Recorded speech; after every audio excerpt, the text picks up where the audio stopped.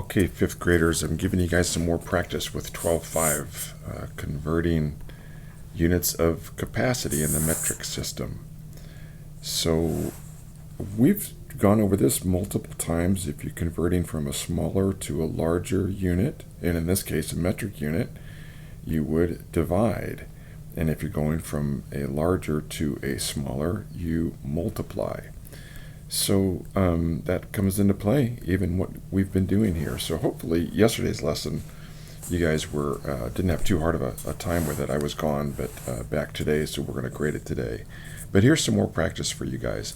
And I just wrote down some that we could look at here real quick. So for example, 5,000 milliliters equals how many liters? Well, we're going from something smaller to something larger. And so we divide, and we divide by 1,000, or you divide by 10 to the third. And so what's 5,000 divided by 1,000? Well, that's 5, because 1,000 goes into 5,000 5 times. How about 12,000? How many times does the 1,000 go into 12? It goes in, 12 times.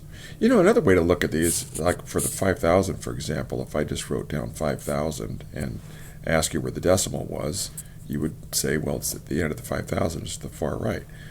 Well, you can also look at it like you're just moving the decimal 3 places over, 1, 2, 3. And so that would become 5, and that's where the decimal is.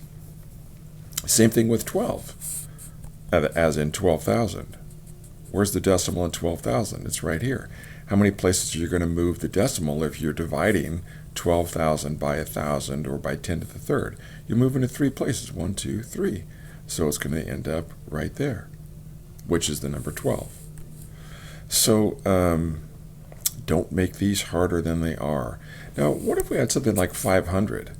500, and I ask you, where's the decimal? It's right there. And you had to move it 3 times, and you do have to move it 3 times if you're dividing it by 1,000. 1, 2, 3. Where's the decimal? It's right there in front of the 5, so it becomes 0.5.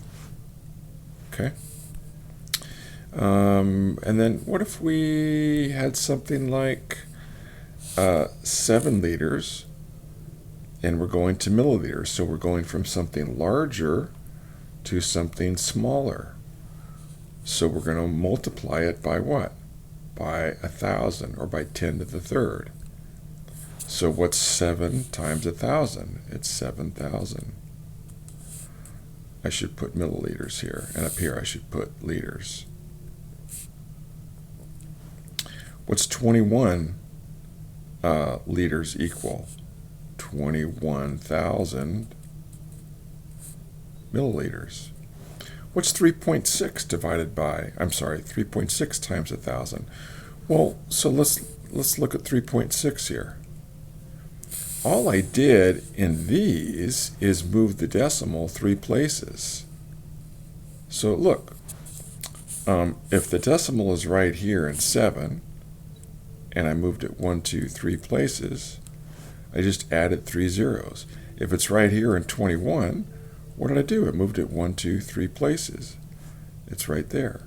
Where's the decimal in 21,000? If I was to write 21,000, where's the decimal? It's right there, all the way to the right. So you're doing the same thing, even if there's a decimal. 3.6, we're moving the decimal 3 places. So here's 3.6, 1, 2, 3. So we add 2 zeros, not 3. Because we already moved the decimal 3 places. So this becomes, let me get my blue pen here, 3600, 3,600. So you're just moving the decimal 3 places. Okay? So if you have a decimal, that's the way to look at it, is you're just moving it 3 places. If you don't have a decimal, you could just add 3 zeros. Okay, here's the rest of the page here, additional practice 2.5, and I want you guys to do 1 through 11. Okay. And we will grade that Thursday morning. Talk to you guys later.